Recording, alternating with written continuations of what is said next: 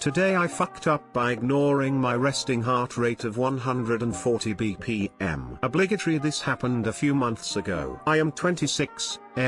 This incident occurred in July of this year and resulted in me being hospitalized for 3 days. Background: in mid-June I started a new job for the civil service, UK, after giving up on a teacher training course a few weeks prior to being off at the job. However, the warning signs for what was about to happen started whilst I was doing my teacher training from August/September 2018 onwards. Shortly after starting my teacher training, I became acutely aware that my heart was beating faster and harder than usual even when I was completely sedentary or relaxed. This was particularly noticeable at night when I was trying to sleep, as I'd often be preoccupied with thinking about how fast it was beating, and this would lead to me being unable to fall asleep. Around this time it was holding steady at about 100 BPM. I'd frequently measure it just out of curiosity, but then I'd forget about it for a few days until I was having one of those nights where I was struggling to sleep. I'd generally notice my heart rate but only be slightly baffled at how fast it was beating.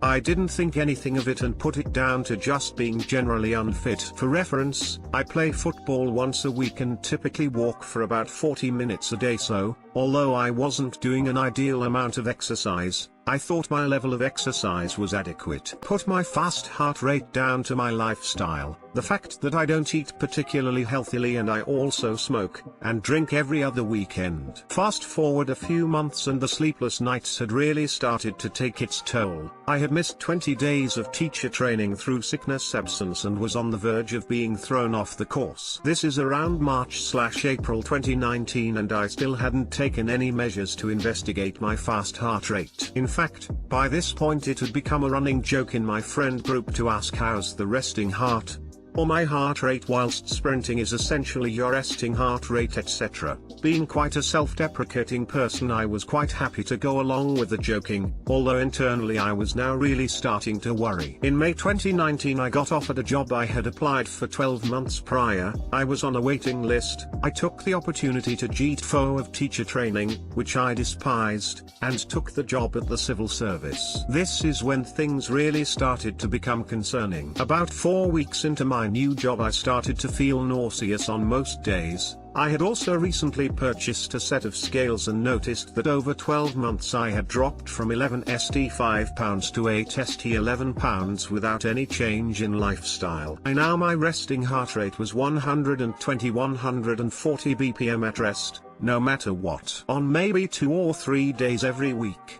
whilst walking to work, I'd find myself feeling incredibly sick, and sometimes I would stop off to be sick before heading into the office, or being sick in the toilets at work. Eventually, I had a few days sickness absence off work and took the opportunity to visit my GP. I had actually gone to see the GP because of a bout of insomnia, not about my heart, but he measured my heart rate and blood pressure just as standard procedure. My GP, visibly in shock, asks me how long my heart rate had been so high at rest. I said, "Oh, about a year, but I'm very unfit, you see." He immediately suggests I can either book to come back next week for a heart scan or go straight to A&E and have a heart scan there and he will call ahead. I followed my usual lifelong rule of no news is good news and said I'll have the scan next week, at which point he insisted I go to A&E right now. I take his advice. I arrive at A&E and explain that my GP should have rang ahead. He hadn't, so I went to sit down fully prepared to wait 3 to 4 hours to be seen by anyone. To my amazement, before I had even sat down, a nurse called me through to the triage area where she hooked me up to a heart monitor. My heart was now at 180 BPM. I get sent to resus and given an 4 with a solution intended to reduce my heart rate. It did nothing. At this point I was told that I wouldn't be able to leave the hospital until they had worked out what the problem was, so a nurse took my blood and the tests were carried out. By this point it was around 9 PM, so I was moved onto a ward, hooked back up to an 4, and by 11 PM I was asleep. In the morning a doctor approached me and interviewed me. One question that resonated with me was, "Do you have any difficulty swallowing?" Up until that point it hadn't ever crossed my mind that yes, I do have difficulty swallowing. WTF? After concluding his questioning and looking at my blood tests, he explained that I had hyperthyroidism and that the level of thyroxine in my body was over 1000 times the normal level, meaning my metabolism was in overdrive and my heart too. The enlarged thyroid gland itself was the cause behind the difficulty swallowing. They keep me in for another night and eventually my heart dips below 100 ppm for the first time in months. I get prescribed a cocktail of medication which I have to take for the foreseeable future, carbimazole and propranolol for those interested, and then they let me go home. I look up the symptoms for an overactive thyroid and I tick pretty much all of them and think, you complete and utter moron. How could I have missed this? Why did I leave it so long before going to a GP, you coward, etc etc. It was at this point my mum decided to tell me, oh yeah, that makes sense, it runs in the family, we all have it. Cheers for the heads up, mum. The present day, as I write this, I'm back up to 11 st 7 pounds and my heart is steady at 50 to 70 bpm. I'm reducing my medication steadily and gradually. I forgot what it actually feels like to feel well. Edit / for those curious as to why I didn't visit my GP sooner. The 20 days of sickness I had during my teacher training weren't all in one go. They were 2 to 3 days here and there over the course of 6 months or so. I had, in fact, visited the doctors during these absences, more than once. He had also mentioned my heart rate, but at the time I was told simply to keep an eye on it. Because I was ignorant of the other symptoms, I did not mention them, meaning it would have been incredibly difficult for them to diagnose what was wrong. My doctor's lack of concern, based on my incomplete information, was reassuring, and my internal monologue convinced me he's the expert, he isn't worried, and who am I to question him? So in subsequent visits I would only mention it briefly. Flawed logic, of course. Extra detail: when I refer to my GP, it can be any number of doctors unless you request the same person specifically, which I never did. The doctor who eventually sent me to A&E was fairly new to the practice and, after reading through all my notes after taking my blood pressure and heart rate, and after me saying it had been about a year, decided the trend had gone on too long. Also / apologies for imperial units, 11 st 7 pounds is roughly 74 kg, / 163 pounds, and I am 5 feet 8 inches, / 176 centimeters. Too long didn't read. I let my hyperthyroidism go untreated for so long that I ended up being hospitalized for 3 days and ended up being put on lifelong medication. How many other people checked their heart rate while reading this? I downloaded an app, I got 91 frown. I think that's pretty high, isn't it? I might have just been anxious about ops post to lol. So glad you caught it in time. My girlfriend had hyperthyroidism for about 6 to 8 months before she found out. I kept telling her I thought something was wrong. She was always tired, hungry, irritable and very weak. Every week to every month I would argue with her to go to the doctor, to which she never did. The breaking point for me was when she squatted all the way down and was too weak to stand back up without assistance. She still made excuses for it, but I put my foot down that day. Glad to hear you got the help you needed. OP, I'm not fit, I only walk 40 minutes a day, and play sports once a week. Me sitting here feeling attacked, smiley face. Same, my resting heart rate was 120, I'm actually usually in the 40s. The weight loss was great, but the palpitations and tremors were not. Thyroid storm is no joke. I'm not sure about that, but I've had countless blood tests. I'm required to have them on a monthly basis so they can monitor the effectiveness of the medication I am on. As it stands, things are heading in the right direction. Smile. Glad you finally went in. Untreated hyperthyroidism can lead to heart failure. It can also mask kidney disease. Please don't wait so long to see your go in future. You have people in your life that you are important to. Today I fucked up by dyeing my children blue.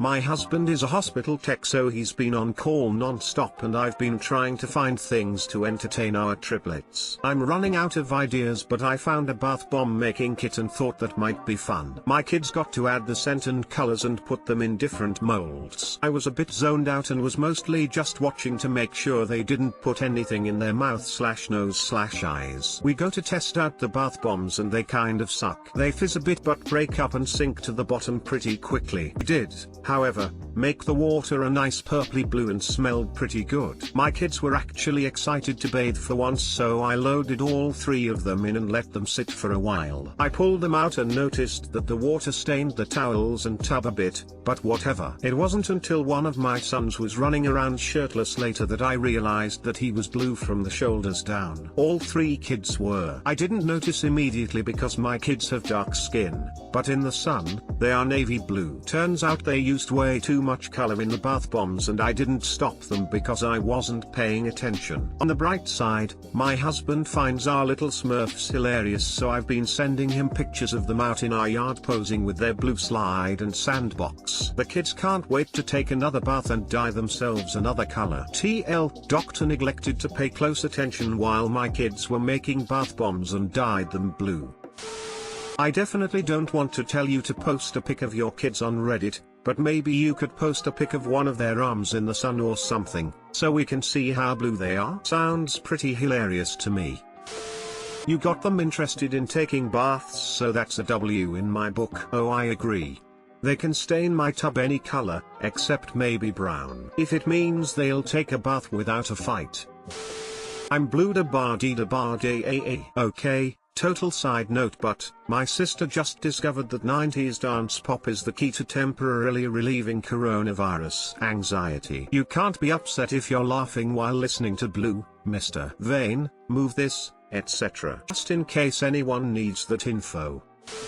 When the pandemic is over, you could color them blue on purpose so you don't lose them in crowded places.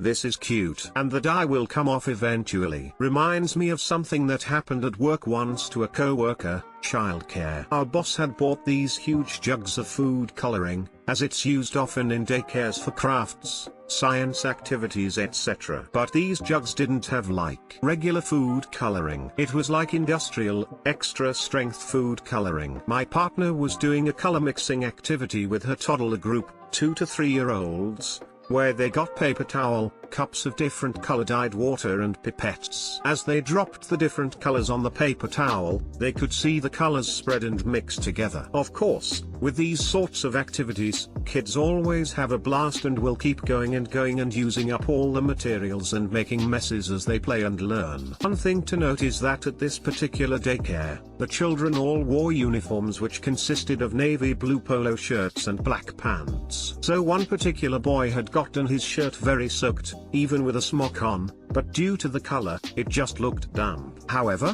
when my co-worker took him to get changed, she realized he was covered in blue dye all over his stomach and arms. Like deep navy blue. He was blue for a week at least. Today I fucked up by playing football with a kid.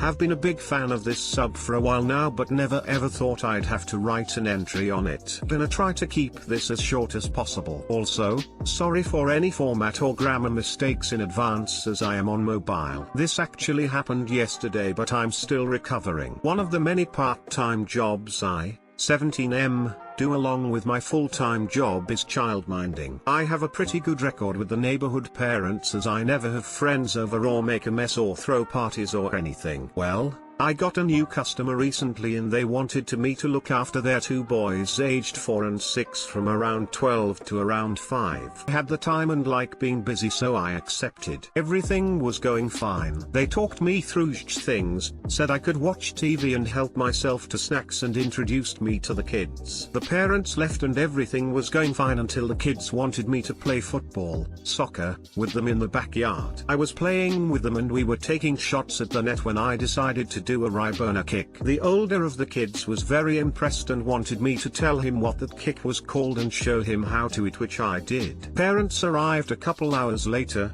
I got paid. They thanked me and I left. Later that night I'm chilling in my room when my mom screams my name in the most sinister blood-curdling way that I thought could only ever be portrayed in a horror movie. Scared shitless and confused, I ran down the stairs and into my kitchen where my mom was standing with the phone in her hand and looking as white as a fucking ghost. She stuttered out that the kids' parents were on the other line saying that their oldest told them something very bad. You see, what happened was the parents were tucking in their kids and asking them how their day was and if they had fun with me. The oldest said that I showed them boner and the boner and my boner. Parents, obviously horrified, freaked the fuck out and hesitated between calling my mom or the cops. Luckily they chose the former, and I was able to, half laughing and half scared to death that I was going to prison, explain to them the misunderstanding and clarify the situation. Luckily, they totally believed me and it didn't go any further. But holy fuck was it scary and traumatizing. I haven't really come out of my room today. I've never felt so embarrassed for something I didn't do. Too long didn't read, showed a kid I was babysitting how to do a boner kick, and later through confusion his parents thought I showed him my boner. WTF, parents? I have 2 little kids and they say shit all the time that makes me practically choke. Parenting rule number 137, when little Johnny says he saw a boner, insert any dirty thing ever, pause and calmly ask where he heard it and what it is. Otherwise your kid will immediately learn he now knows a magic word that makes all parents flip out and all other kids laugh. And they use it repeatedly at the worst possible times. I don't know how you get to the point of calling ops parents or the cops without at least asking, did he show you his privates? First, parents FD up, not you.